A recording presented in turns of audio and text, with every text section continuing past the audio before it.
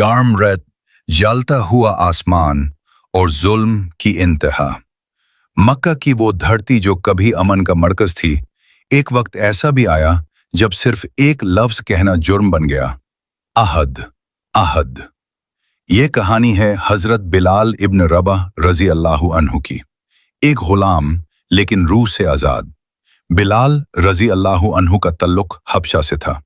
वो मक्का में उमैया इब्न खलफ के गुलाम थे।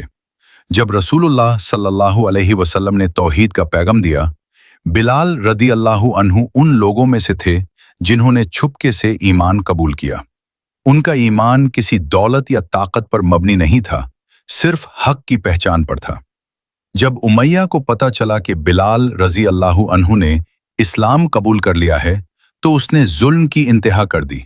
सही रिवायत के मुताबिक उन्हें तपती हुई रेत पर लिटा दिया जाता।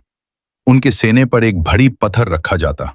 उनसे कहा जाता कि मोहम्मद सल्लल्लाहु अलैहि वसल्लम का इनकार करो और अपने पुराने माबूदों की तरफ लौट आओ। लेकिन हर दफा उस जलती हुई रेत पर, उस भारी पत्थर के नीचे उनके लबों से सिर्फ एक ही आवाज निकलती, अहद। अहद यानी अल्लाह एक है, अल्लाह एक है। ये वाक़िया सही हदीस में मज़कूर है कि अबू बकर रजी अल्लाहु अन्हु ने बिलाल रजी अल्लाहु अन्हु को इस अजीम अजाब में देखा। उनका दिल पिघल गया। उन्होंने उमैया से बात की और आखिरकार उन्हें खरीद कर आज़ाद कर दिया। इस तरह बिलाल रजी अल्लाहु अन्हु को दुनिया की गुलामी से निजात मिली, लेकिन असल में तो वो पहले ही ईमान के जरिए आज़ाद हो चुके थे। बिलाल रजी अल्लाहु अन्हु सिर्फ एक मजलूम गुलाम नहीं थे। उनका मकाम इतना बुलंद हुआ कि हिजरत के बाद मदीना में उन्हें इस्लाम का पहला मुअज्जिन बनाया गया। उनकी आवाज से अल्लाहु अकबर की सदा मदीना की फिजाओं में गूंजती थी। सोचिए, वही शख्स जो कभी रेत पर घसीटा जाता था, आज अल्लाह के घर के पास खड़ा आजान दे रहा था।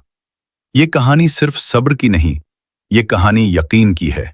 जब ईमान दिल में उतर जाए तो न गर्मी रोक सकती है, न पत्थर का बोझ।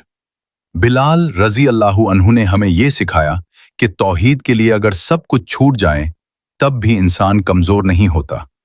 उनका अहद, अहद सिर्फ उस दौर के लिए नहीं था, वो आज भी हर उस दिल के लिए पैगाम है जो मुश्किलत के दरमियान खड़ा है। सवाल ये नहीं कि बिलाल रजी अल्लाहु अन्हु ने कितना दर्द सहा, सवाल ये है, अगर हम उस रेत पर होते तो क्या हम भी अहद कह पाते? कमेंट में बताओ और सब्सक्राइब भी कर लेना। अल्लाह हाफिज।